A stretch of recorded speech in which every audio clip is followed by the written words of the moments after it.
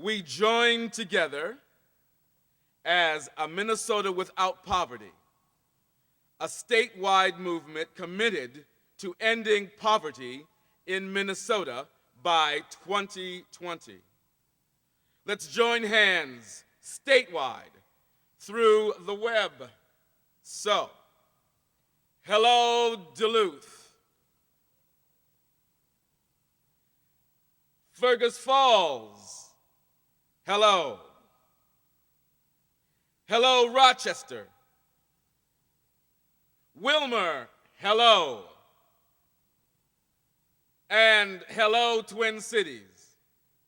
Also, hello, everyone joining on your home computers, anywhere in Minnesota and beyond.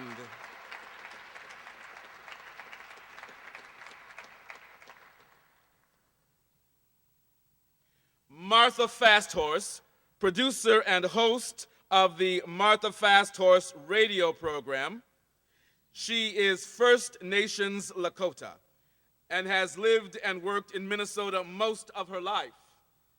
She is one of the creators of the Allyship Project. Please welcome Martha Fasthorse.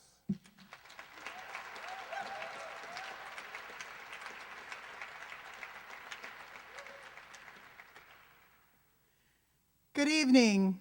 Welcome to the statewide gathering of a Minnesota Without Poverty. Please give yourselves a hand for being here this evening.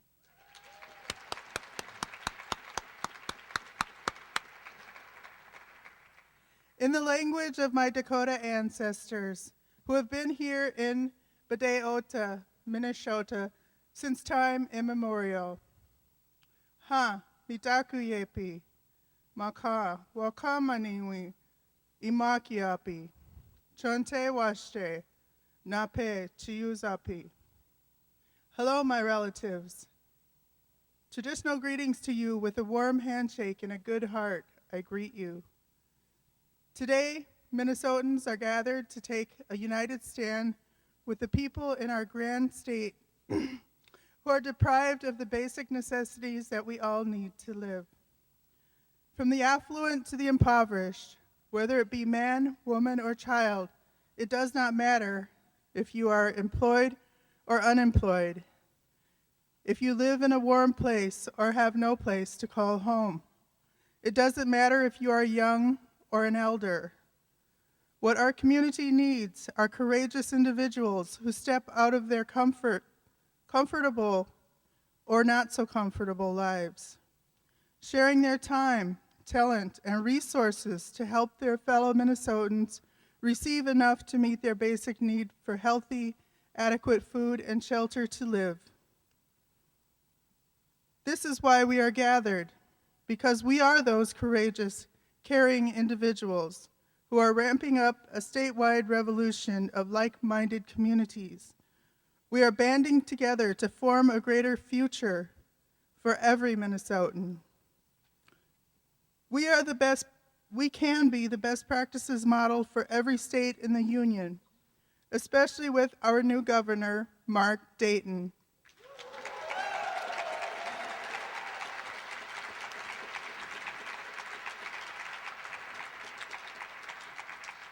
Today I learned that his favorite food is peanut M&Ms. You see, we have found common ground already. Let's work together to ensure that there is enough for all. Mitakuye oyasi.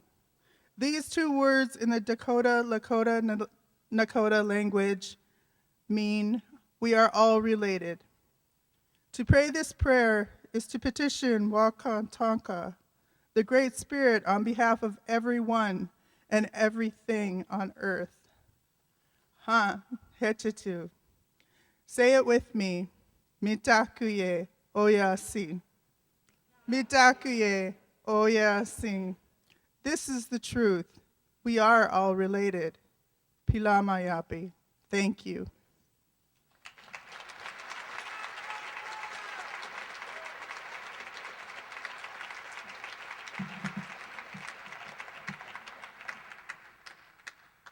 Thank you, Martha Fasthorse. And now, it is my great honor to introduce our very special guest, a man who has throughout his life shown what a truly public servant can accomplish to assist those in need, whether as a teacher, a job creator for Minnesota, the protector of the state's finances, or our senator in Washington. And now, as the next governor of Minnesota, Governor-elect Mark Dayton.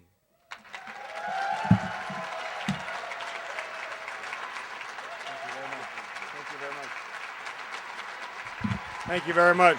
Thank you. Thank you very much. Thank you.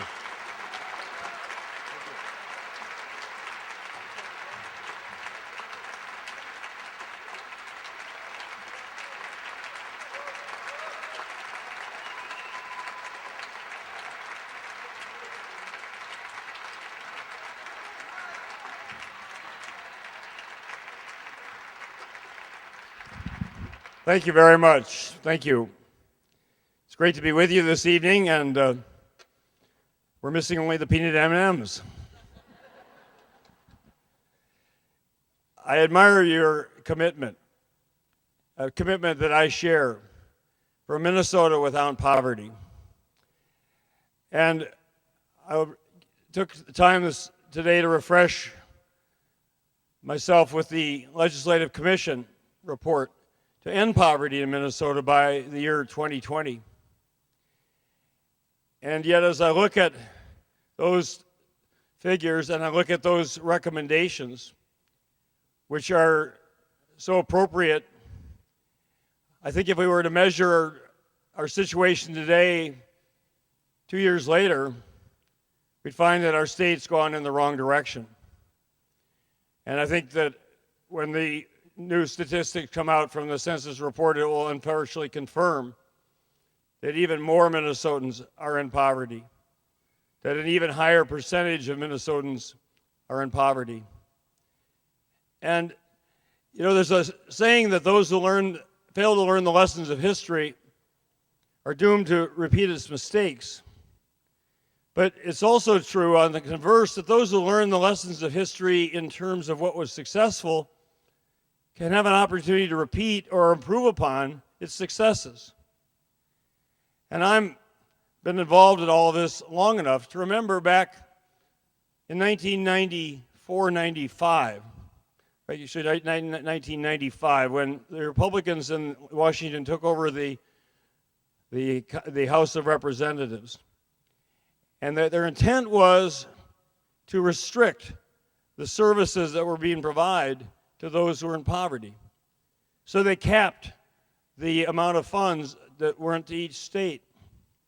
Well, lo and behold, President Clinton and an improving economy meant that there were actually more funds available per person, and that allowed those involved in social services, those whose commitment were like yours to end poverty, to help people, extend to people a helping hand to get out of poverty, had more resources per person with which to work.